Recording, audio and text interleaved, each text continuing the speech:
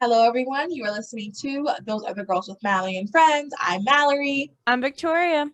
and we are changing culture and bringing back traditional values. Well, today's a special episode. Mallory is doing it remotely. And do you want to talk about why you're doing it remotely?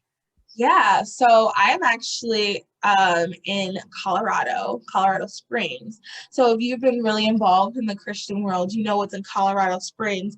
Wink, wink. And I just had this really cool opportunity to do something here. I don't want to give too much because it's not until what everybody, the whole public's not going to know till September Is it ish. a web series or is it going to actually This will be be on the wet online. okay? Okay. Yeah. So it And was like a video that's going to be online web series, probably on yeah, YouTube. yeah, yeah, like episodes. It's gonna be like a website and everything. And it was like this has been like the coolest experience. And I feel so blessed to have had this opportunity. Um, I've been up since it's Colorado, so it's 2 hours behind what I'm normally used to. So I've been up since 4 a.m. and I'm tired. But it was just such a it was just been so great. And what was really cool, one of the things was I had to get up early. Well, I had to be on set. That's how they call it, on set, to get my makeup done. And if you know me, I'm not the biggest makeup person. Like this, I did not do. I love lipstick. Like I'll wear lipstick if I remember. I'll wear lipstick, and I might occasionally do a little bit of mascara just because I don't know. Sometimes I look at people and their eyelashes are really big. And I'm like, okay, let me try that, and then it just never gets as big as theirs. I feel like most But of the eyelashes though are fake. yeah. Oh, and just a side note, it's so funny. My dad is like the biggest critique of fake eyelashes now. I forgot who the Gorilla Glue girl, she was on the news, and my dad was like, I can't even pay attention. Why are her eyes like that? Like, why do they put that stuff on their eyes? And I'm like, you are funny. But yeah, so all of this makeup, I don't even know if you can really tell with the camera and everything. But all this makeup was done by somebody else. So that was really cool. And honestly, so it was for something pro-life, obviously. Because that's my favorite topic, my most knowledgeable topic I can talk about. And it's just really cool what saying yes to God can lead to. And that was one of the things we kind of talked about a little bit. Like when you step outside of your comfort zone, and as you listen to the podcast, you know personally, I am pretty bold, but I mean, there are things outside my comfort zone. To be honest, I was a little nervous because, I one of the things that makes me nervous, I love audio because you don't have to see me, and I'm not, not to get into all that, but I feel like I have the base for radio. That's just for where I am right now in life. And so I this was a little bit outside of my comfort zone in that regard. So when you step out and you ask God, you say yes to God and you say, God, use me, so many things can happen.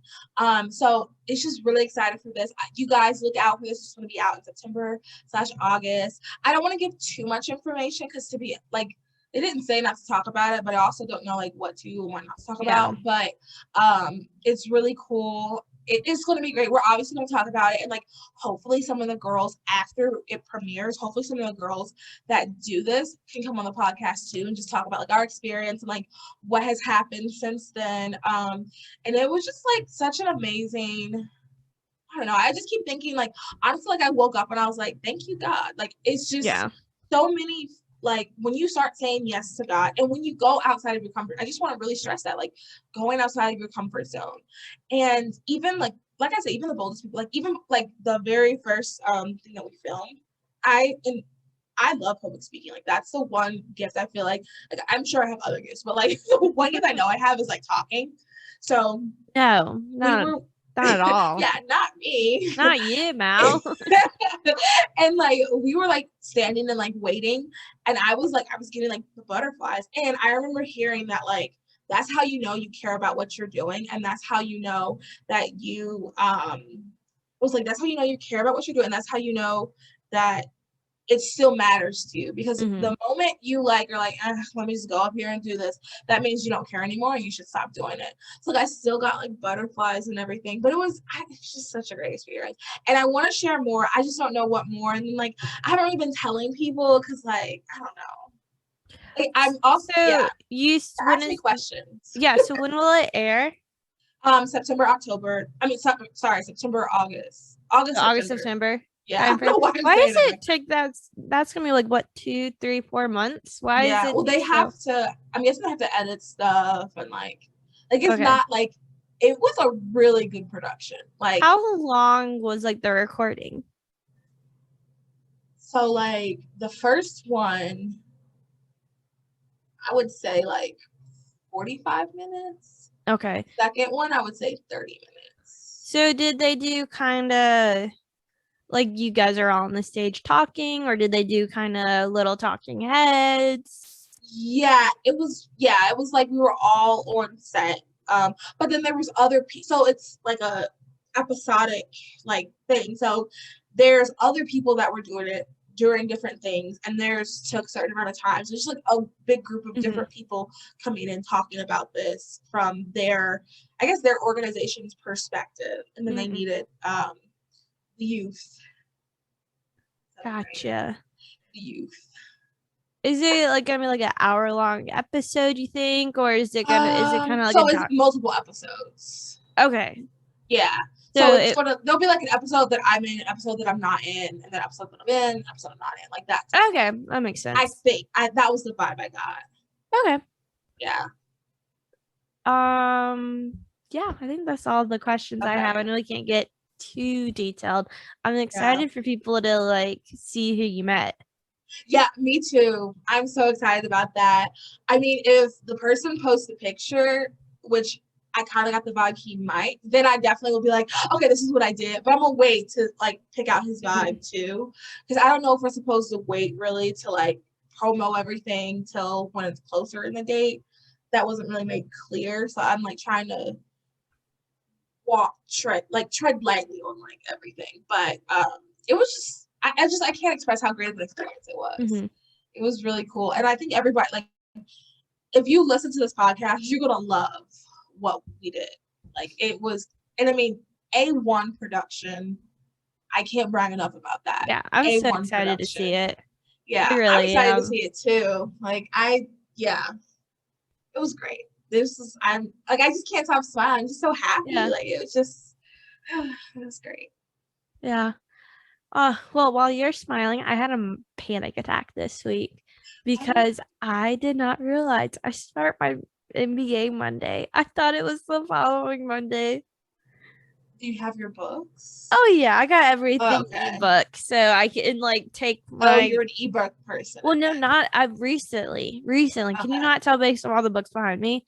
Like Yeah. I decided I'm like, okay, I'm gonna do all my MBA books as ebooks, so then I can just take my iPad with me to political events and do schoolwork there. Oh, smart. Plus, I downloaded Kindle to my phone, so then it looks like I'm just on my phone, but I'm actually studying. Look at you. Look at you. Are you excited? I am. I'm nervous. But I feel like it'll be like a lot better. Experience You and tried grad school, right? Already. You tried it once. Yeah. Yeah. So I don't know if I've talked about this much. I did one semester of PhD in economics and absolutely hated it. Was absolutely miserable. And I was like, I'm like, this is not how I want to spend my 20s. Yeah. And so I left and got a job in corporate America. And now they're like, hey, go get your MBA. And so that's what I'm doing. But like, I feel like a lot better this time around because it's more of that, but it's also like it's more of a applied degree versus the PhD in economics is very theoretical. I'm like, I don't care about this at all. Like I thought I was going into it of learning like of just doing research and just like learning like because I wanted to do poverty economics. Like that's what I wanted to do. And then realize there's no jobs for that. You don't really get to choose. There's What? volunteer positions. Yeah. No jobs. The World Bank does not hire Americans. It's very difficult to get a job in the State Department. And then if you're trying to decide if you want to go teach, you don't get to decide where you go teach. They just go, okay, this position's open. This is where you're going. Like the Peace Corps. Did you ever think about going to the Peace Corps? That doesn't pay well. I looked into it for a hot second. Really? Well, because Yeah. I went and this too, like I was a triple major in undergrad. So I went straight into the PhD program.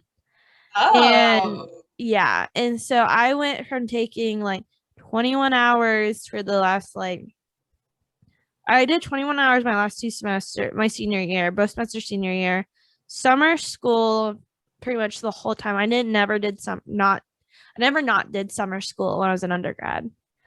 And then it was just I was burnt out from school, to be honest. Yeah. Because like the summer going into my senior year, I think I took 15 hours. And that was over the limit on top of doing a full-time internship up in DC. Wow. Yeah. And so I was just crazy burnt out. And I should have taken a gap year. And I knew I should have taken a gap year like after.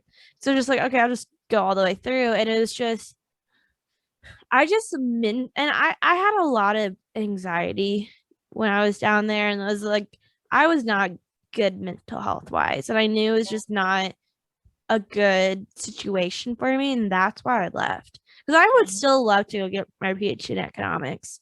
And I feel like I'm a lot more mature now. And I will say, like, I don't think I was mature enough when I did it. I was the youngest in my class. Most people had gotten their masters. I wish I had just sucked it up. Because like with a PhD in economics, like your first year or two is essentially like you're getting your master. So if I had stayed one more semester, I would have just had my master's in economics. And then, but I was just like, I'm just like, this isn't a good place for me. Like, I'm not healthy mentally. Then you're not going to do well in your, like, that's one thing I think like, forget. Like, if you aren't healthy mentally, you're not going to do well in your classes. Then you wasted that semester. And it was crazy too, because how they graded it, everything was based on a curve. So it was like only like certain, like there's only like 1A or like 2A's and like 2B's, and it wasn't it was like a bell curve grade. Because also too, it's probably all like all you really have to do is state an opinion and back it up. And well, no. It was a lot of math.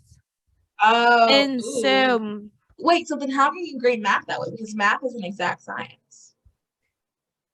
Yeah, that's the thing. Like, but I mean, yeah, that's how they grade it, is like the math is the exact science. But it was like, I'll just say like, so like I studied 3 weeks for my finals. I get one of my finals in econometrics, and which it's like statistics for economics. And so you're learning different statistical methods of like, I don't know, like the bell curve and like a normal, like you remember like the different types. I get barely, like but yeah, what they're called. Yeah, but we literally get our test, and there's 4 problems, and no, we were not taught at all these theories. Like it was like completely different statistical examples, and like he never taught it in class. It was never in prior exams, because like they passed down exams for us to just practice on. Yeah, like, you'll never see those problems again, but it's just practice on. Yeah, that's how they did. Yeah, it was like never on the homeworks. So there was one problem, like the 4th one, nobody got right. 3rd one person got right. Okay, so that's how they're doing the curve. Yeah. Okay. And it was just really frustrating. It's like I would go in asking for help, and the professor goes, "You just need to know this." And I'm like, "Well, I don't get it." Well, my next question is like, are these formulas, if you were to do something with that degree, do you use those formulas in that degree? Not really. So that Like was you, what's the okay, point? you do like, and it wasn't applied economics. And if I would have probably because in the academic world, applied economics is looked at lesser, but based on like, I didn't want to go academic. I didn't want to stay in academia. Yeah, So if yeah. I would have done it over again, I would have done like a PhD in applied economics, because you're not necessarily learning, like you're learning the theories, but you're actually applying them to like real world and life and stuff like that. That's the type of Where, and like. this is like what I realize now, it's like the classes were meant to teach me to think, to try to figure it out. And that's like very different than what learning in like high school and like undergrad and all. It's just like they teach you, okay, like this is how it is. But with like the PhD in economics, was like we're supposed to be doing research, we're supposed to be creating these new theories and all this stuff. I'm supposed to be sitting there being like, okay, like this is the problem, I need to figure out and work through the problem. Yeah. And I feel like looking back now, I was not mature enough to realize that. Yeah. Because I was taught, it was just like, okay, like this is it. This is the material. It's going to be on the test. So just study, memorize the material, and you'll get an A. Where in the PhD in economics, it was, okay, this is the problem. You have to think through and figure out the problem. I'm going to give you some resources, but you have to think through based on what knowledge you have and try to figure it out yourself, because that's how you can, that's the only way to do research if you're really trying to create new methodologies and all this stuff. So yes, that was not your jam. That was not my jam, and I realized that very quickly. I'm like, this is not what I want to do. Yeah. And that's good. You realized that before you were like 6 years in, crying. You didn't marry Sebastian because you had to focus on this. And well, that was the hard thing too, because we got, and like, I mean, if you just looked on my Instagram, you probably be like, oh, she just left because she got engaged. And it was like, no, I was miserable. I was actually, I mean, I joked claiming I had a panic attack this week, but I actually had major panic attacks down there. I would wake up in the middle of the night just panicked. Yeah. And that's not a good place to be. No. Then it's not for you. And I think I like that you took the initiative. You knew what you liked and what you wanted and realized this is not for me. So I think too many people try to stick, like, you know, there's a difference between like, oh, this class is just really hard, and like having panic attacks. Like, if something's not for you, then it's not for you. You can pick something else. Like, you don't have to do X, Y, and Z. You can do something else. Yeah. And I think people trying to be brave and strong, which are not terrible things. And like, once again, like if a class is just hard, then it's just hard. But if you are like losing sleep, losing weight, having panic attacks, well, that's when my whole weight gain started. And this is part of the issue. Is like right when I started Clemson, I started birth control, and that really messed me up in the head, because that's when you so not only like was my hormones all over the place, I was stressed out in a new place and no one. I was the first time, because I had an apartment to myself. I didn't want to deal with trying to find roommates, and so that was the first time living by myself, like completely. Oh, that's nice. And thank God I had Phoebe with me. But I mean, if you just looked at my Instagram, you'd be like, oh, like she left because of the guy. And it was like, no, like she got her Mrs. degree and said adios. Yeah. Well, because we got engaged right after I finished my finals. And at that time I was planning on staying. Yeah. And then I was like, I realized like when I went home how miserable I was, and kind of realized like I really kind of had to sit myself down, because I knew, because I was only, it's a 5 to 6 year program, depending on how long. Yeah. And I had just finished semester 1 of 10 to 12. And can you work during that time? Well, you're technically like working for the school. Oh, so they'll pay you. So they paid for my tuition. I got a stipend. Okay, I guess And that was somewhat made it hard too, because it's like yeah. they had financially invested in me, and I'm like, I'm done. But people do that all the time, so you Yeah. can't feel too bad. People do that. They should expect a couple people to do that. Yeah. Because the reality is, you don't know stuff like that until you're in that situation. Yeah. And it was crazy because I had planned on I was planning on staying. And then we got engaged, and then grades came out, and I had to meet a certain grade point, and I was just barely below it. And that really, because then I knew I was gonna have Because to you've never done that before. Like you're always yeah. A's, A's, A's. Yeah. And so that made me realize, because I mean, I worked 24/7, like all, like everything economics. And then I was a little bit below, and then they're like, you're just gonna have to work harder. I'm like, I don't want to work harder. Like, I don't want There that. isn't even harder. And I don't think, if I truly wanted it, I'd be like, okay, yep, I'm gonna work harder. Absolutely. But absolutely. I realized when I didn't meet the grade requirements, and I was gonna have to like work even harder, that I was like, you know what, like, I really don't want to do this. Yeah. So yeah, that's kind of my whole saga of my one semester at Clemson doing a PhD in economics.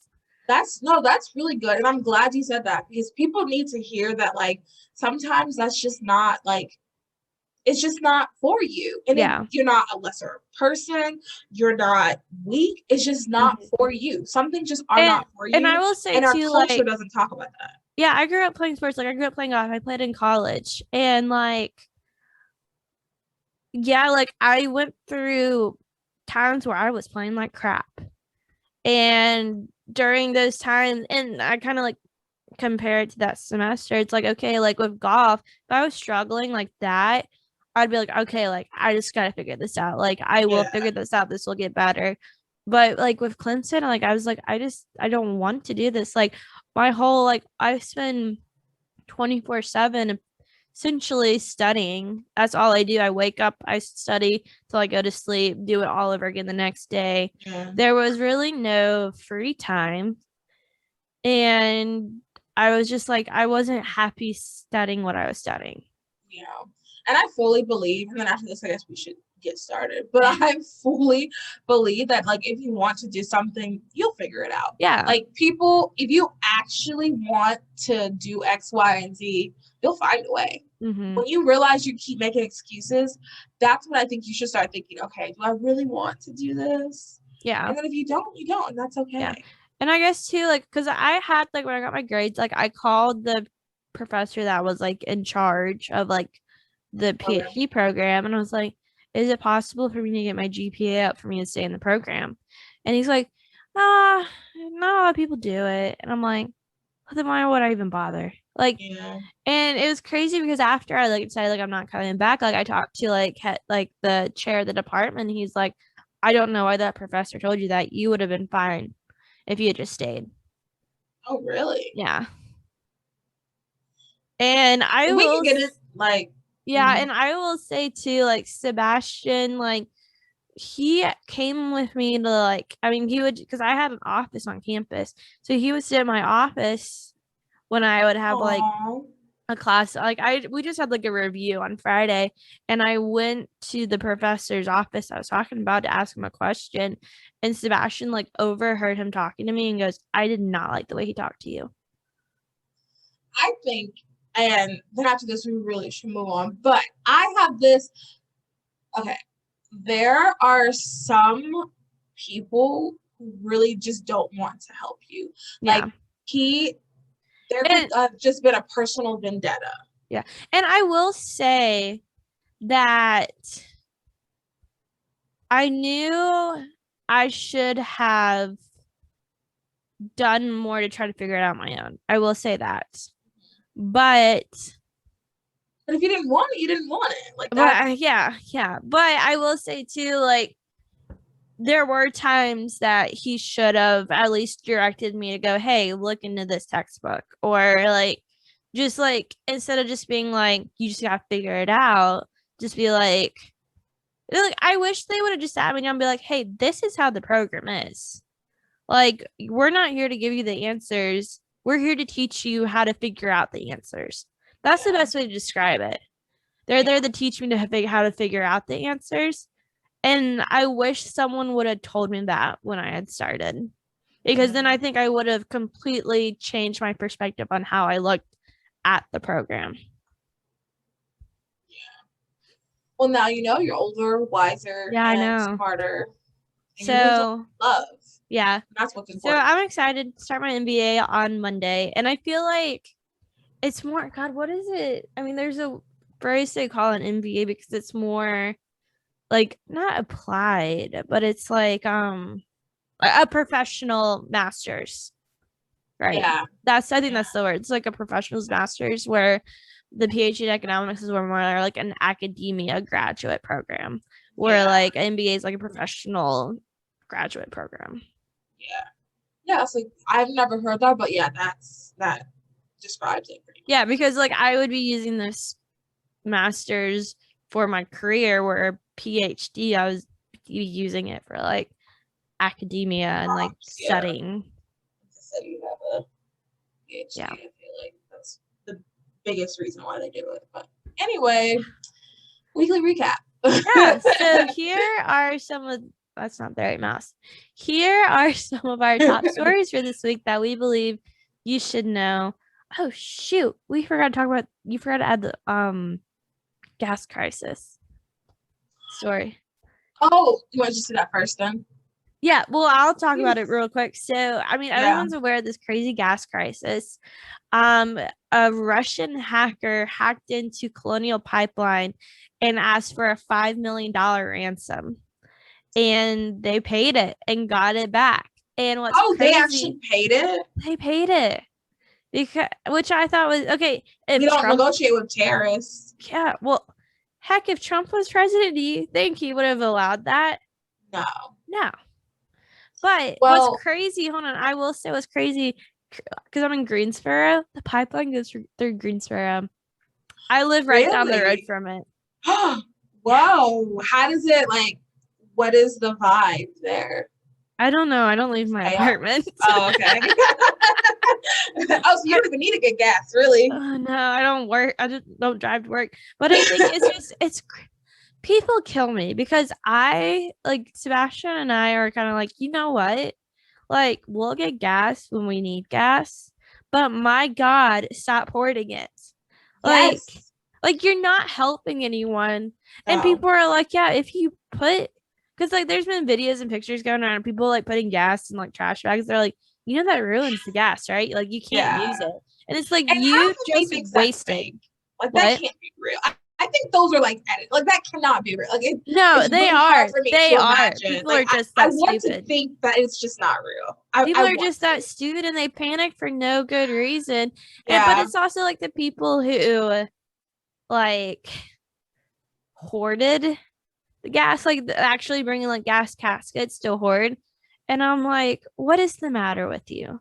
Yeah. Like that effect, like that that made it worse. Yeah. That made people freak out worse because we were hoarding it, and then like there's no gas, and then the news didn't help, and then heck, Scooper Cooper didn't help either when he declared a national state of emergency like that. But God forbid if you do it for anything else. I'm surprised he didn't do it for toilet paper. Yeah. Like, so first of all, the name of the group is called Dark Side, and all of my nerds realize that's also a character from Justice League. Or not, he's not. Well, I'm thinking of Star Wars. The dark side of the force is with you. That's probably more of what it is, because Dark Side is like an obscure character that fights the Justice League. So I thought that was interesting. But okay, so two things. I'm gonna put my tinfoil hat on as a liberal. Wow. Same thing happened under Obama. The Republicans, look what they do to make Biden look bad. Wow. I cannot believe that they would do this. And Russians, the Republicans are in cahoots with Russians. Have people really been saying that? Yes, my hairdresser told me that. And I'm just like, please don't mess up my hair. But yeah, like, they're in cahoots. This was planned. Okay, here we go. Now I'm putting on my conservative tinfoil hat. Wow, this is a great way for Biden to say that we really need to do clean energy and we should all have electric cars. Wow, I cannot believe Biden did this to us. I mean, Biden is like the world's worst president. Now he's going to use this to say that we don't need to rely on gas. He's probably in 12 years, he's going to make all of us get electric cars. Okay, I've heard both of these, and they both, like, I don't think they sound reasonable, but like hearing both of the arguments, I'm like, that's terrifying. What I really think I don't think this was like a fake made up thing. I also heard that someone on my Facebook page, when I said I thought it was hilarious, and I had a few people comment and share it. I said that part of the gas shortage is them announcing, or is people overreacting to the gas shortage, and someone commented there is no gas shortage. So like I don't think that, but it wouldn't surprise me like if there was just more to the story. Yeah. Like it wouldn't surprise me. I do think Darkseid held a ransom for whatever reason, and I hope that they are dealt with properly. But if you're going to pay the ransom, I guess it won't be. But I don't think either one is correct. But I find it very fascinating. Both sides have a narrative that they really want to, I will say, here's my more realistic tinfoil hat. If a pipeline can get hacked, so can a voting machine. Bingo. And I think that is something that they did not think that Republicans were smart enough to put two and two together.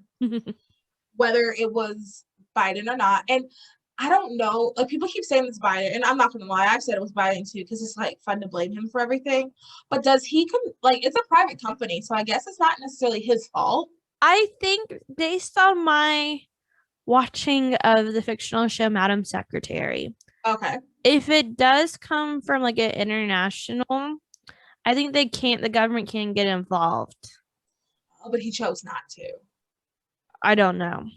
I think the official story, because Circle Back Girl said that they do not, it says something like, we do not get involved in private company matters. Oh, really? Okay. Yeah. It says the person who wants to do government insurance and mandate that every company provides birth control. They just pick and choose what they want to be involved in. And I think in that aspect, we can blame Biden. And I think that like his passivity spoke volumes. Yeah. The fact that he didn't even do like a press conference at the beginning or anything like that. And I mean, Charlotte freaked out. So I bought a car on Tuesday, and through the dealership, they're supposed to give me a full tank. So I technically bought the car on Saturday, and then I came to pick it up on Tuesday. So, I'm all excited, like, all right, here's my car. It's my first car. And, get to the dealership, and I'm like, okay, where's my car? Excuse me, like, where's my car? And like, well, he's been driving around for 30 minutes because he has to give it to you in a full tank. And I'm like, okay, well, okay, when's he gonna get back? Well, apparently he hadn't found any gas. So he comes back and he's like, I haven't been able to find any gas. And I'm like, well, in the contract that I signed, you need to give it to me on a full tank. And he's like, yeah, I know. And I'm trying to figure it out. So the manager guy was like, yeah, we're gonna try to work something out because we owe it to you. And I'm like, yeah, you do owe it to me. So what had to happen was another guy that worked for them had to follow me to my side of town, and we were in line for 30 minutes, like no lie. And we got to the pump, and he comes up with the company card, because that's how they pay for it, the company card, and it had the yellow bag on it. But here's the secret: the guy on the inside said even though it has yellow bags, there was still gas. So myself, I filled up, like I'm good. Why did they still have bags on it? I don't know, but all of them had bags on them, and there was someone filling up with the yellow bags at every pump. I noticed that today had yellow bags when I was driving. There was somebody there, even though there were yellow bags. So it's a crazy thing. I heard today that they got everything up and running, so it should be good by like the next couple of days. Yeah. Which is good because my my job is kind of far now, so I need gas. That was the other thing too. I was like, well, I'm gonna have to start working from home because I don't have gas. I can't get to work, which was the other problem too, with people who are hoarding it. Also, too, you can't have gas, like a bunch of gas for months or whatever, and it's fine. Like you typically have to use gas like almost immediately, right? Or I can have you like no store idea. it? I also don't think it would be smart to store it. That stuff I is think you can flammable. store it some. Because I feel like I know, like, my parents have had it in our garage for, like, the lawnmower and whatnot. Okay. But Is it the same? I guess it would be the same. I don't know. But thankfully it's over. I did not know he paid the ransom and that like we don't negotiate with terrorists. I don't know what the right response was. I wonder what I Trump just would don't have like that. done. I wish he had come out and said something. So I'm really curious to see what he would have done. Well, and I no shade to Trump, but I bet he doesn't know either. That's why he didn't say anything. Yeah. I mean, I don't know how you handle that because that's so important. Like they knew where to hit us. That is so important. Yeah. So I don't know what the solution was, but paying the ransom I do not think was the solution. Yeah, I agree. I don't know. I don't know. Like, I just like, what do you do in that situation? I I don't know know. someone was saying they're like, yep, like that IT jobs or like cybersecurity jobs are in big full demand now. Yeah. Okay. So is it true? I saw somewhere that like the guy who like the phishing thing, he clicked a picture to see someone else, like a Yeah, it girl happened in like a in the bikini or company. something. Yeah. Like, well, a girl was in a bikini and he wanted to see Yeah. more pics. That is, and you know, I can go on and on about how that has hurt porn and some of that has hurt our culture. Like this is a direct result of being a thirsty man. Like Yeah. you who is this guy? Oh, But yeah, bless his heart. Can you bless his heart. imagine though being that guy? I I'm sure he's like on some sort of like suicide watch. I'm sure, thankfully, they're not gonna release his name because if people Yeah. would be, that's like the first person who brought coronavirus over here. They won't or they won't release his name. Or no, they did release his name, and people were the first person who brought it to like a city in New York or something like that, and like everybody found out, and they treated him like trash. Oh, poor Yeah, guy. and it's not your fault, like. Yeah. But yeah, all right, next story. I guess the Oh, first one we're done all right. So, in the midst of a battle with Sunrise Adoption Agency, Kentucky's oldest adoption agency and a Baptist organization, the state has proposed new regulations which would essentially disqualify Christians from adopting or fostering children through the state's programs. According to the Courier Journal, the state is proposing sweeping new regulations for private agencies that accept children who have experienced abuse or neglect that includes rules promoting any particular religion, ensuring a child's sexual orientation or gender identification is respected. I was very surprised at this when you sent it I'm to not me. surprised. Really? I'll I tell thought you. Kentucky was a red state. That's why I was surprised. Oh, okay. I guess I'm surprised Kentucky, but I'm not surprised that this is legislation that's possibly. Well, I feel like because it's Kentucky, it's probably not going to go through. But I'm not surprised that some group is trying to push it through because that's just what they want. Yeah. And the part that like is crazy to me is religious Christians are the number one adopting block. Like those are the people who adopt the most.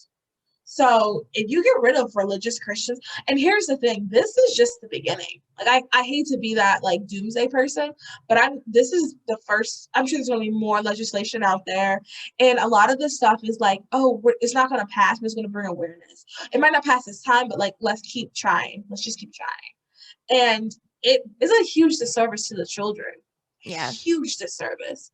And I also think the last like part, ensuring a child's sexual orientation or gender identification is respected, that is such a loaded statement. And that is so, I mean, that's a hard thing too, because if I were to adopt a child, which is something I would absolutely want to do, and they told me that they were, for example, non-binary, I think the first response isn't, oh my God, that's like not the first response you should do. I don't know much about parenting, but I know freaking out on them is not what you should do. Yeah, I think you just tell them it's like, look, I love you, and Well, I think you would, let's talk this out. I think you would ask questions like, Yeah, that's what I'm meaning. Like, talk it out. It's like, yeah, okay, like, why do you feel that way? Like, let's talk this through. yeah, And like not 'cause- necessarily to change their minds, but just understanding where they came from with this. So it's like, exactly. how the heck do you know about this? You're 6 years old. Like, Right. This lady in a Facebook group I'm in, and like she had mentioned that her niece told her that she was bisexual, and the niece is like 12 or something like that.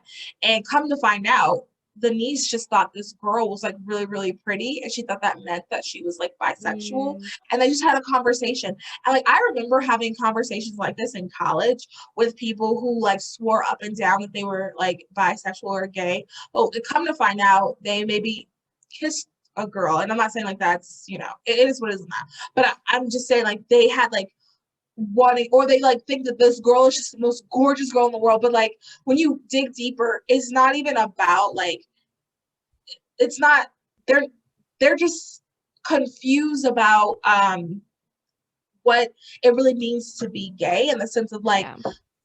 being gay is the sexual act, and they're confused about that. And I think that if you like, conversations are really good to walk it through, because sometimes it's just you really admire a beautiful woman, and that doesn't make you gay, that doesn't make you bi, it just means that you understand that this person is beautiful, because the act is what makes you gay, not like the admiring someone's beauty. And I think that when you have conversations with people, and then the other aspect is, I think before, women might have, for example, like being bisexual, I feel like women might have realized, like, for example, like, Victoria, you are so beautiful. Like, Thank you. man, you are gorgeous. I wish I was as gorgeous as you. Gosh, you were just so pretty. And then they moved on. But now, because like we talk about bisexuality is everywhere, homosexuality is everywhere. Now it's not like, you don't just think of it as just like a little tiny thing. It's like, oh, it could be something else. And I think that that has a lot to do with it. But what would be hard is like, I think it would just be hard to deal with that, you know, like, especially like the gender thing, like that would just be very difficult.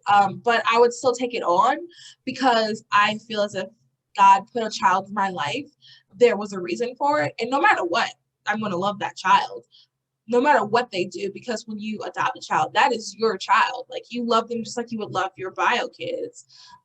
So I just, that's tough, but I'm not surprised. And I think we're going to see more legislation like that, which means we need to, like, pro-life people, we just need to start fighting that. We just need to continue to adopt, and like, man. Yep, I agree. And that kind of segues to our next thing that's kind of about birthing people. Yep. the what was it? Birthing people? Yep. Oh, birth. Well, giving birth to people. The U.S. birth rate fell 4% last year, the largest single-year decrease in nearly 50 years, according to a government report being released Wednesday. The rate dropped for moms of every major race and ethnicity and in nearly every age group, falling to the lowest point since federal health officials started tracking it more than a century ago. Births has been declining in younger women for years, as many postponed motherhood and had smaller families. Birth rates for women in their late 30s and their 40s have been inching up, but not last year. The fact that you saw declines in births even for older moms is quite striking, said Brady Hamilton, the U.S. Centers for Disease Control and Prevention, the lead author of the new report. The CDC report is based on a review of more than 99% of birth certificates issued last year. The findings echo a recent Associated Press analysis of 2020 data from 25 states showing that births have fallen during the coronavirus outbreak, which is surprising because I thought they said that it was going to be higher. Yeah. People are at home and now have like the time to have a kid. Yeah. I'm shocked. Also, because I thought about this, maybe because I'm just like in a lot of pro-life circles, I feel like everybody's pregnant. Like, I half was, expecting something from Spanish. I don't know. But like, I feel like everybody's pregnant. When I saw that, I was like, yeah, I guess we should talk about it because that's not like what. But I do think I did find it interesting that birth rates for women in their late 30s and 40s has been inching up. I do find that very interesting because I know that in the conservative movement, people push having kids young, having kids in your 20s a lot. And I don't think that's wrong at all. I think that's what I wanted to do. But I do think that it's also good to acknowledge that it's okay if it's in your 30s and 40s. 40s would be very difficult on your body and just on your energy level. But I mean, if God gives you that child, then he knows what he's doing. So that's good for you. But I find that very interesting. I had no idea. I thought it was like everybody's pregnant. I know. Yeah, I mean, I do find it interesting, and I'm like curious to kind of see your point because we were taught in my public school that our population's gotten way too big. Really? And we do need to start kind of like and I guess this goes also with the whole, not the Green New Deal, but like climate change and all this stuff. And that they're like, it is better to kind of have like just 2 kids to just replace.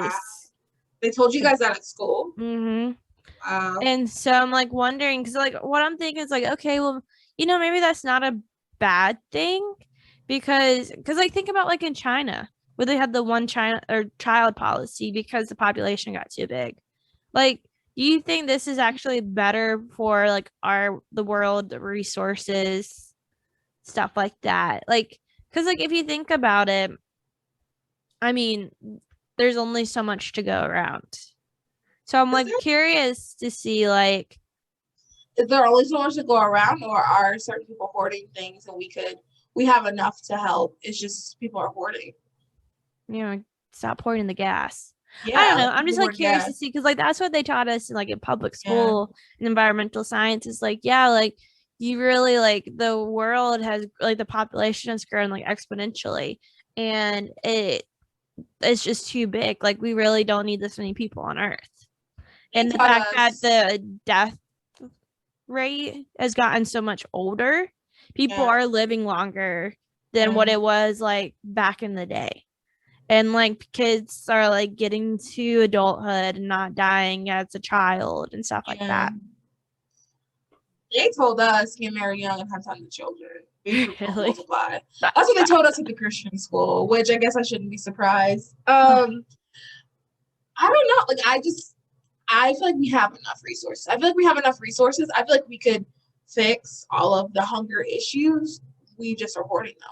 Yeah. I mean, and not to be like that person, but this is just an example. Think about like how many times you don't finish your food. Yeah. Like we have it. And obviously we have finite resources, but I don't think we're even close to where it's going to be a famine or anything like that. Now, I'm going to admit, I haven't done like tons of research on this. I don't have like a PhD in environmental blah, blah, blah. But I mean, I think that I don't think that it's this limited resources and we're not going to be able to populate blah, blah, blah, especially because like, here's the other reality. The reality is, I mean, look at this. People aren't even having kids anymore. Like, I want to say, I could be completely wrong, but I want to say like there was something that said like, specifically white people are not having enough people to replace them. Like, white people are going to be a minority soon because they're not having enough kids to replace white people. So like, I think that maybe if other people are thinking that, that's fine, but I don't think you should think that, especially like, or like you, not just you, but like you Christian. Yeah. No, it's fine with me. I want to have a big family. So yeah, if liberals don't want to have kids, I'll just raise my little Republicans. And that's what I'm saying, because like there's going to be people who think like that, like, oh my gosh, we should not be having any children. That's what I was taught in school. Yeah. And there's going to be people who think that, so they're not going to do it. So somebody needs to do that, because even if we're all doing that, like, I don't know, Yeah. I think that's just like a silly, like, extremist thought, personally. That's what Yeah. Okay. yeah. I was curious what your school taught you compared to my Oh, school. yeah. They said, be fruitful, multiply, get married young, only have sex within your marriage, the typical. Speaking of sex within your marriage, we loved Tuesday's episode. If you haven't heard it already, you really should. It was a really good conversation. We talked about sex, we talked about marriage, talked about femininity, we talked about our bodies as women, we talked about how God has truly blessed the woman. And we loved everything that Mary Kate was saying and all that she's trying to do. So this month's donation is to Femine Vero. If you have not, please listen to episode 83. And we talked to the founder and we discuss God-given femininity. And as you've heard us say, we really do believe educating women is so important. And educating women on their bodies from a godly perspective is what is most important. That's how we're really going to help society.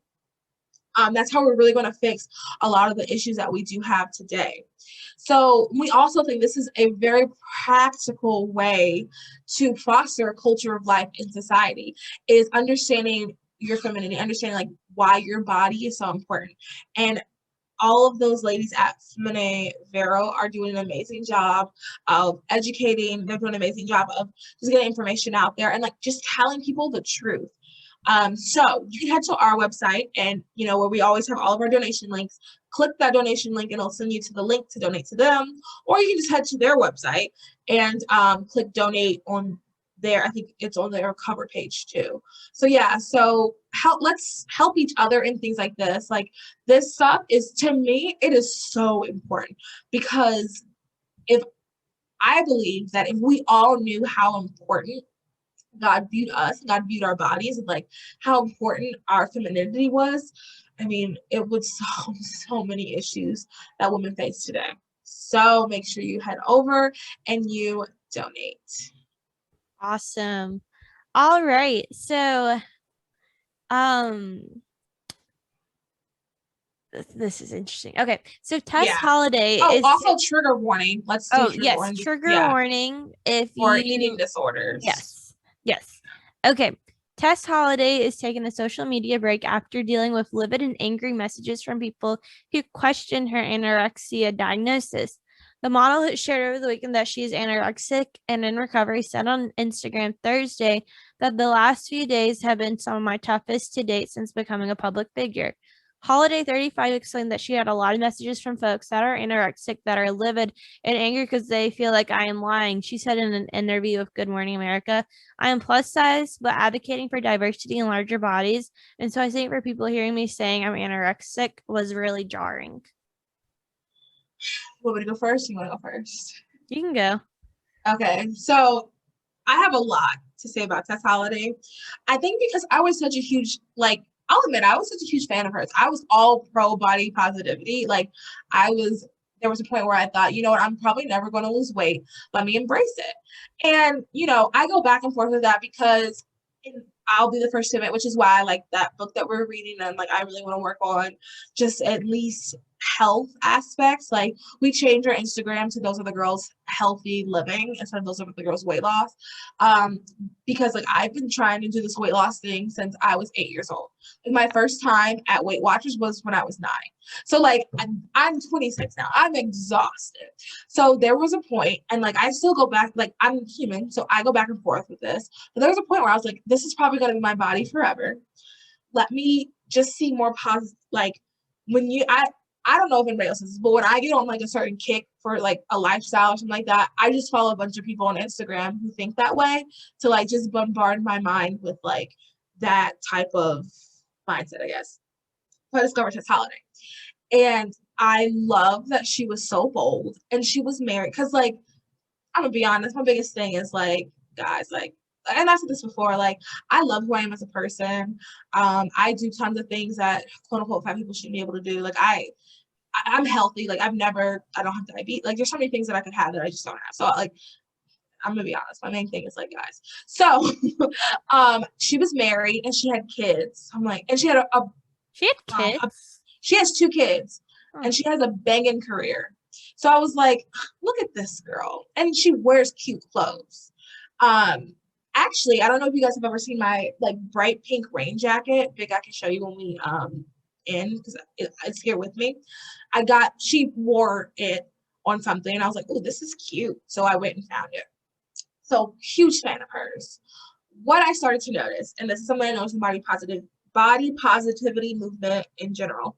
What I started to notice is a lot of it is like fake, in the sense of like her husband apparently was like very abusive. They're no longer together. And um he's very big on like men wearing skirts and dresses. I think he's non-binary. And she is now bisexual. Yeah. She's now bisexual, and I noticed, like, for example, so here's another thing too. When you get to be her size, and like honestly, like when you get to be my size and like even bigger than I was, or big as I was like a little bit before, you don't get that way overnight. And your mental health isn't like, if you have good mental health, you're not going to be that size. Like that's just, and I don't think people realize that. That's why like the anti-body positivity movement, which, you know, I'll say a lot of conservatives are on, I don't think they don't realize that like there's just so much more to it. Tess Holliday, God bless her, she's not that size because she wants to be, and she did not get that size overnight, and she is not happy. Like you cannot convince me that she is happy. And like I started seeing that in certain things. I started seeing like she just seemed to be so angry all the time. And I just feel like at one point, like the veil kind of just like, or the scales like lifted from my eyes, like, okay, I don't want to be her. I don't want to, like, she's not happy. And her husband, I don't know what happened with her husband, but like I'm over here thinking she has this beautiful, perfect fat life. Like she wrote a book, I think it's like The Subtle Art of Being a Fat Girl, and like it's this supposedly beautiful, lovely life or whatever. And like that's just not how it is. And I thought it was. And like that's why I was so behind it. Also, I want to get that background because like I really was a big fan of Tess Holliday for a while. What I hate about her going on TV and doing this is like it takes away from people who actually have like you cannot convince me. So let me real quick before you go into that. So I pulled up an article and they had like the Mayo Clinic definition of anorexia, which is what Tess Holliday says she's been diagnosed with. Yes, read that. Anorexia is an eating disorder characterized by an abnormally low body weight, an intense fear of gaining weight, and a distorted perception of weight. People with anorexia place a high value on controlling their weight and shape, using extreme efforts that tend to significantly interfere with their lives. To prevent weight gain or to control losing weight, people with anorexia usually severely restrict the amount of food they eat. They may control calorie intake by vomiting after eating or by misusing laxatives, diet aids, directives. I don't know. They may also try to lose weight by exercising excessively. No matter how much weight is lost, the person continues to fear weight gain. Let me really quick too. How Tess Holliday became popular is by saying things like, it is okay to be fat. Be fat. You should be happy. You should be proud to be fat. If she's saying she has anorexia, that means that she legit is afraid of being fat. And that is ashamed of herself. That is the biggest hypocritical thing I think I have ever heard in my entire life. And I think that's why I'm so like, that's why it like makes me angry, because she made her money from telling people it's so good to be fat. Like being fat is the greatest thing. Don't let anyone tell you that it's not good to be fat. And then according to her, she's literally afraid to be fat. Yeah. So I think that's your argument, not the fact that she's claiming anorexia when according to the definition of anorexia isn't exactly what I would not characterize her as anorexia. Yeah. But your argument is she was ashamed of being fat, but making a living at telling others not to be ashamed of being fat. Exactly. And you're right. That's more of what it is. Another thing I will say is like some of this. Okay, so here's the thing. Some of the stuff on there, I totally like. I'll admit I don't have the best relationship with food. That's something I want to work on. And I promise you, other bigger girls and Tess Holliday do not have a good relationship with food. But we wouldn't put ourselves in that category because I hate the idea of me gaining weight. I noticed I gained a couple of pounds, and I'm like, and I just like I was mad. Like it made me want to. Well, here's the thing: it made me want to eat, which like is what causes me to gain the weight. But like I wouldn't say that I don't have a disorder, but like if I were to put myself in a disorder, it wouldn't be anorexia, because those are some of the things like some of that stuff I was like, okay, I can realize it, but that's not that's not. Because I think it's different, because I feel like anorexia is for people who don't need to lose weight. Right, exactly. What Tess Holliday has, probably, I don't know, it's probably a binge eating, body dysmorphia, something like that. Yeah. And I think that it's really upsetting to it's just upsetting that she is hacking onto this lifestyle, is hacking onto this, because also too, like, and this is not to judge at all, but I noticed that during the pandemic she didn't lose weight. Like I remember seeing her and I was like, and she talked about how she was not concerned about her weight, like she was not trying to lose weight during the pandemic. So like if she truly felt this way, I just feel like there'd be markers. Now, once again, some of the stuff they said in there could fall under other types of eating disorders. Because like I mean, some of that stuff, here's the other thing too, some of that stuff too isn't necessarily a disorder thing. It's just like, it's just part of being human. Like what was the third thing you said? Let me see. Low body weight, intense fear of gaining weight, and distorted perception of weight. They have a high Like value who control. doesn't feel that way? What? Who doesn't feel like, I said, who doesn't feel that way? Yeah, controlling their weight and shape, using extreme efforts that tend to significantly interfere with their lives. I mean, I would say, like, look, like we're both on a weight loss journey. We're both. Yeah. I mean, I'm counting my calories. Right. That's because I'm trying to lose weight to get That's to my how ideal you lose weight. Yeah. Yeah. You have to count your calories. Yeah, I So mean, like that's the only way. And I think that's where people like her is an issue, because you're like, I thought about this. For me, I only go, I'm happy with who I like. I want, because here's the thing, like I want to like look in the mirror and still feel pretty, even though like I am not where I want to be. And I think there's like a difference between that and a difference between like hating your body. Like there's a difference between what she's talking about being like, what is it called? What is she? Body positivity. There's a difference between body positivity and still loving yourself, but wanting to look better, wanting to do better.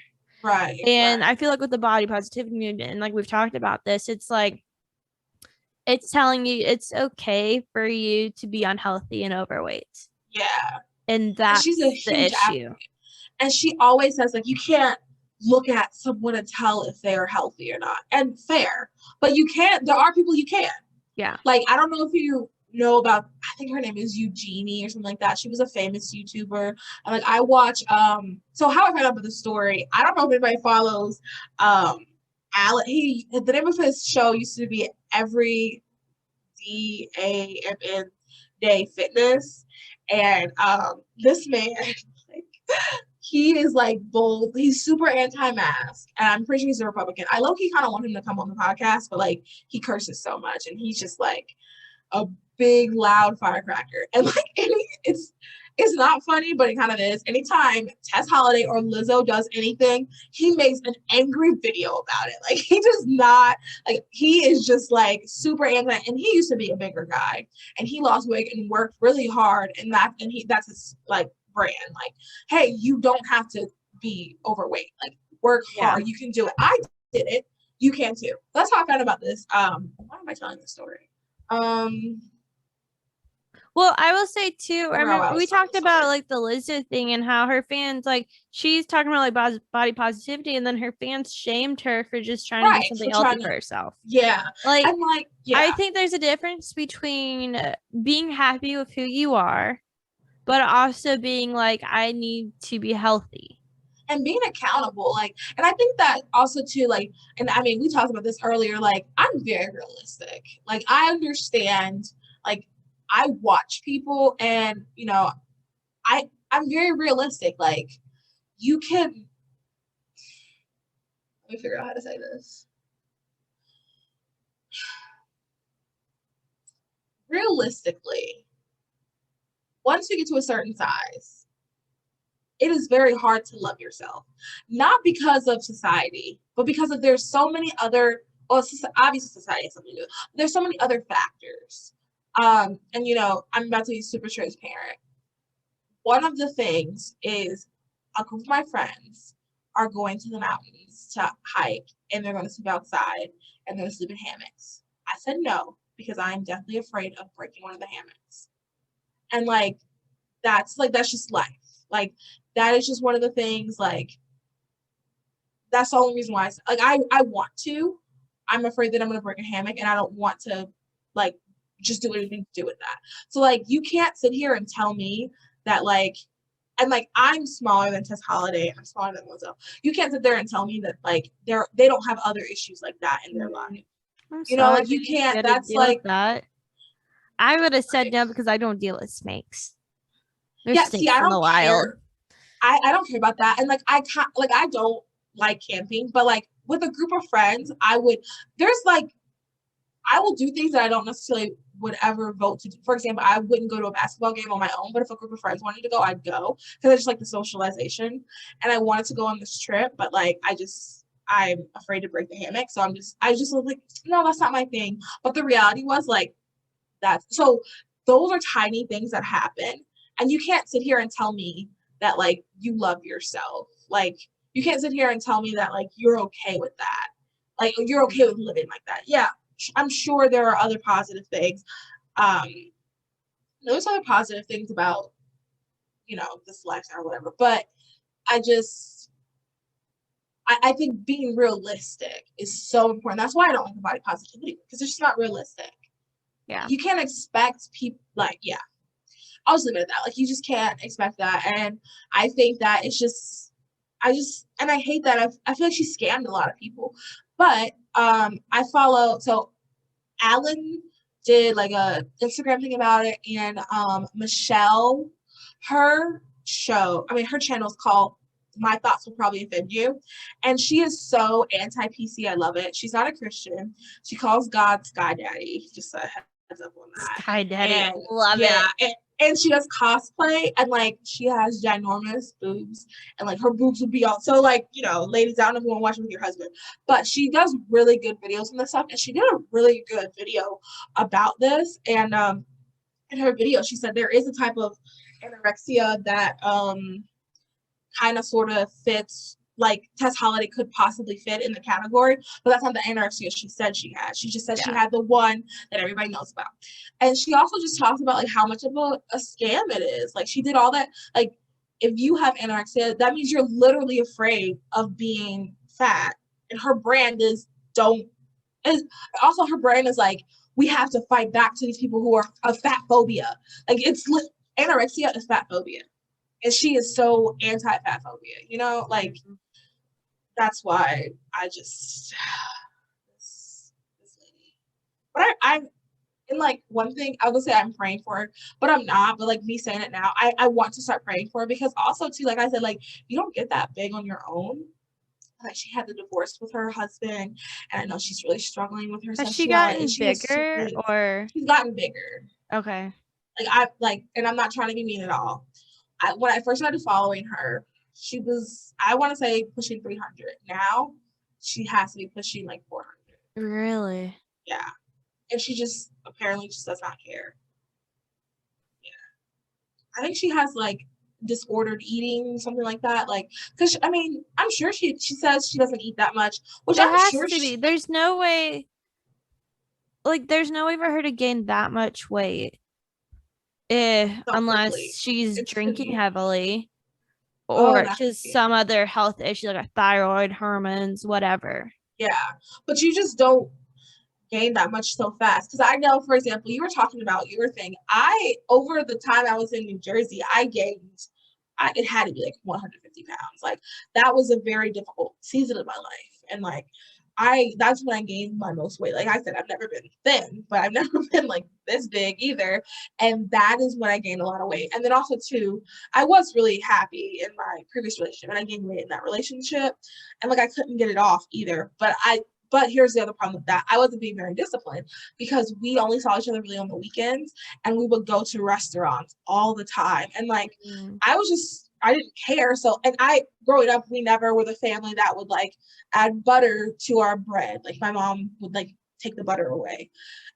So like now that I'm, and you know, that whole nother thing to that, but like now I'm like, oh, well, I can add butter to my bread because I'm an adult now, and it's almost like a See, that was like I gained like a little bit of weight freshman year, but it is because I was like, oh, like in the dining hall, I can have a Coke and no one's gonna tell me not to. Exactly. Like, and also too, growing up, we never got desserts with our dinner. Like that was just not a thing. And like I said, I've always been trying to lose weight, so I think that has something to do with it. But you know, I would eat with this boyfriend, and he'd be like, okay, what are we doing for dessert? And I'm like, oh yeah, I can't get dessert. So like, you know, but that's also part of me just not being disciplined. Yeah. But my whole point is like, you don't just gain that overnight, and you don't just gain that fast. Just simply, like it has to. There's so many other things, and I want to start praying for her because I feel for her children. I really feel for her children because I just feel like they're being taught some, because she's also super like Michelle. I'm surprised she was able to have a healthy pregnancy. Yeah, two. Yeah. Two. Because I know, like, I mean, I watched the show This Is Us, and like one of the main characters is overweight, and they were talking how people that are overweight, like that substantially, it is very difficult for them to get pregnant and have healthy pregnancies. Yeah, I'm surprised too. But here's the thing: I don't think she was as big as she is now when she was pregnant with them. I think she was big, but I don't think she was as big as she is now.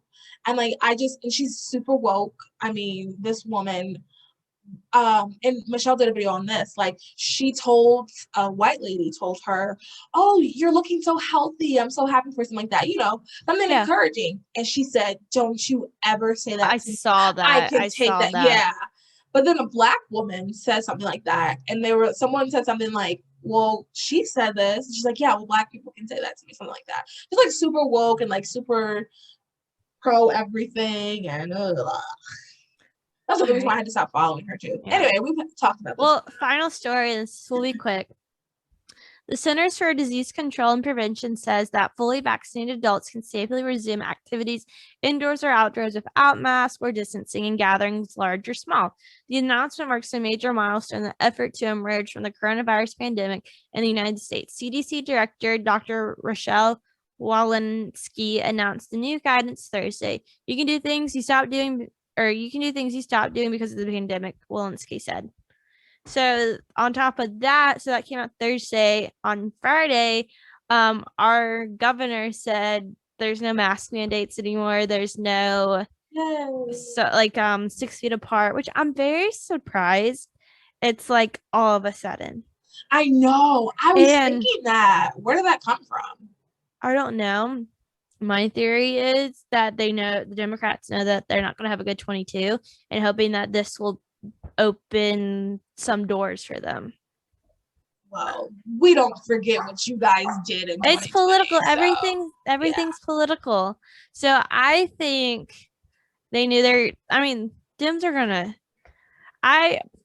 My theory is I think the GOP is gonna take back the Senate and take back the House as long as Dems don't try to do anything stupid with voting.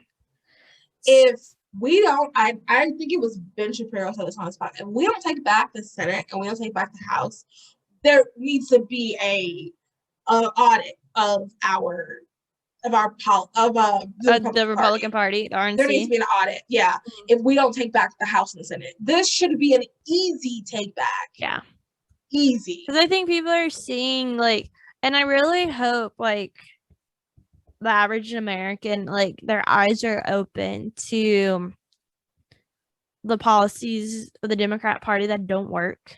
Yeah.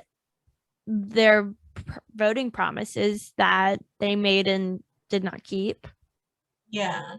So. And I think they will. I think that, and I think, to be honest, not just the Democrats, but even all of those Republicans that did vote for Joe, I think people are going to be like, okay. I think a lot of people felt like they needed to sacrifice something. I think they're going to understand, there's just certain things, you do have to vote for policy. I think that's going to be like a rude awakening for people, which is hard, I guess, if you're not there yet. But like, you have to vote for policy. Like, if not, we get what this is right now. Yeah.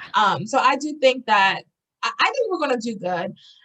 This, like, and I'm also, curious to see, because I mean, we're seeing with the Democrats like this huge movement with the progressives, and how like Biden is doing the same, like at the border. Biden's policies, he had to reinstate Trump's policies, and it's like even worse than when Trump was president.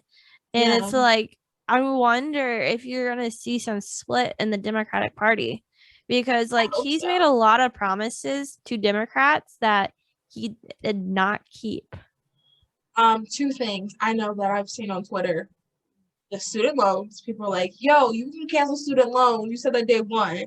And then defunding police. People think that he can defund police. Which he can't. Everywhere, which he can't. But they think that that's what he was going to do. Yeah. And like, so hopefully that will split the Democrats up. Yeah. Fingers crossed. Fingers crossed. But that's all I have for this week. Okay. So our spotlight is not necessarily a conservative woman. She is a woman. I don't know if she's conservative, so I'm not going to say it's the conservative woman spotlight. But our woman spotlight is brought to you again by Culture of Life, 1972. This shirt I'm wearing is from Culture of Life. It says babes supporting babes. And I'm wearing the necklace that I always wear. Have you gotten the one necklace that you've been wanting? I got the notification that it's at my house today. So I know. I'm so excited. I'm so excited. So you can head over to their website, www.col1972.com, and use the code THOSEARETHEGIRLS1972 and get 10% off your purchase. 100% of the purchase goes to pro-life causes. Use that code, you guys, and shop from them. Like, I've said this 1,000 times. They have super cute stuff. Yes. Okay, so I'm getting this from the Future Female Leaders website. And I really want to read like the first line because I think it's hilarious, and then I'll tell you guys the story. So it says shot a $1 billion budget cut to the NYPD chaser an enormous uptick in crime and violence in New York City. And I just feel that that's so funny to me. I mean, it's not funny, like crime is not good, but like you cut the budget, what do you expect to happen? Like that's cause and effect. Anyway, so our spotlight is this amazing police officer. Her name is Aliyssa Vogel. And I'll link the article. We're going to start doing like just a page. We have all the articles that we're reading from, and like you can look at from our weekly recaps. And I'm going to link this article, but I don't know if you've seen this. There was a shooting at Times Square, which is, I mean, that's so crazy. And it was in broad daylight. That just blows. Times Square in broad daylight. There was a shooting, and there was a kid who was injured. And the body cam footage shows her rushing to the girl and applying a tourniquet to her bleeding leg. She then scoops up the girl and sprints down the street in an ambulance. And then it's just like, what I love about this story is that, like, if you look at the video, all of the men are kind of just like standing there, and then like she hears that there's a girl hurt and she just like runs. It's like, oh, look at women, like we're just, look at that, like a woman, a mom knew exactly what to do. And apparently she at first was a teacher, and then she switched careers, like her father, her husband, and her brother, who all joined the NYPD. And I think that's so amazing. Like, I love that. I love looking at that video. I love like girl power. Like, yes, go ahead, girl. So she is our woman spotlight. Yep. Thanks everyone for listening. Okay, so thanks everybody for listening. Make sure you subscribe, rate, review, comment, share with your friends, tell everybody you know. Let's get this out. Seriously, if you can rate and comment on Apple Podcasts, that will really help us. The more people that like rate and comment, it pushes us up in the algorithm. People search certain stuff, and that'll really help get the word out. That's what we really want to do. Just get more people hearing this, more people hearing, for example, the conversation about Tess Holliday from like a not praising her perspective. You know, all other than like a few like fitness gurus, the average person's like, oh, that's so great, good for her. But like that is that good for her? Like that's why we really want other people to listen. We want people to hear the other perspective. So make sure you rate, comment, review, subscribe. Make sure you donate to Fene Vero. Make sure you shop at Culture of Life. Um, www.col1972.com. I think that's it. Anything else, Vic? Any other All I announcements? have. Alrighty. Okay, everybody. You have a good rest of your whatever day you're listening to. All right, bye guys. Bye.